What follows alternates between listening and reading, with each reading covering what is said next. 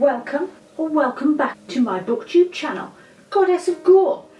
My name is Vix and I like to talk about horror, thriller, sometimes fantasy and occasionally sci-fi books every week. Today I would like to do a little presentation of the first quarter of the year. That's the first 3 months, so January, February and March, and what it's looked like. And can I pick a new top 5 from the favourites I've already picked from my monthly wrap-ups? I'm going to get my lab coat on and we can just about get on with it.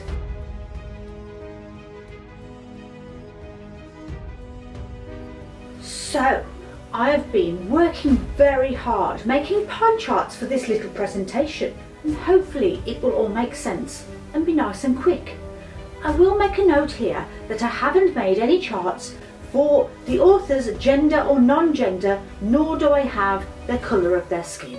It's not that these things don't interest me, it's just that I'm not actively trying to read from a particular type of author, so I choose not to log those facts. And also, I've only read 100% fiction, so didn't log that. Here's the science bit. Concentrate. I've read 33 books, which is fantastic for me, and I hope I can stick to those numbers going on. So let's see some of these charts then. So as you know, I like to switch books during the day.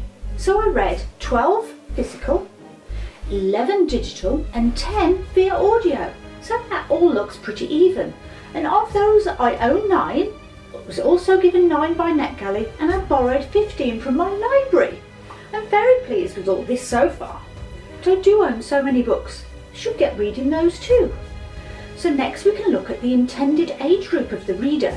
And I picked up 27 adult books and 6 young adult books, which surprised me because I thought I'd read from more young adult. But maybe it just felt that way. And then book length, and I have put audiobooks in here as if they were physical, simply because I didn't want to separate them into hours. So less than 300 pages was 7, 300 to 499 pages was 21, and then 500 plus was 4. I don't read a lot of short books, which I will be putting right next month, which will predominantly be about novellas. And given my genre choices, the 300 to 499 page books make sense. Horror and thriller do tend to be about 300 to 400 it feels. And now we get to the juicy bits. And this is where we get to the part that really did shock me.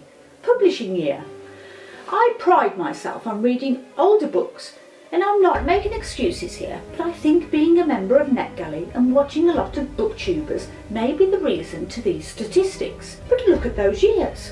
1 from 1940s, 1 from each of the 70s, 80s, 90s and 2000s, 11 from the 2010s and a massive 17 from 2020s. Just over 50% has come from the last 2 years. Wow! Again, I will be hoping to get the other years coloured in going forward. I feel shame. And then the last pie chart, my ratings. And I have to say, I'm a generous star giver. I rarely give out 2 stars, as you can see. And I think I should not feel guilty about being a bit more brutal, really, because some of the ones I have rated in the past should have been lower, I think. But it's something I need to take on board. Let me know if you rate, and do you feel bad about giving them out? But this chart I had 2 stars, and one of those was DNF. 6 3 stars and a huge 17 4 stars, and 8 I gave 5 stars. And now the top 3s I picked of the month. January was Talia by Daniel J. Volpe, How to Kill Your Family by Bella Mackie, and Come With Me by Ranald Malfi. February, Salem's Lot by Stephen King, The Radleys by Matt Haig, and Project Hail Mary by Andy Weir.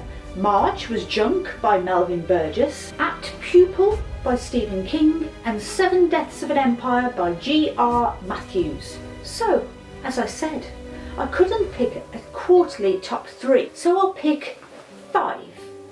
Play the music.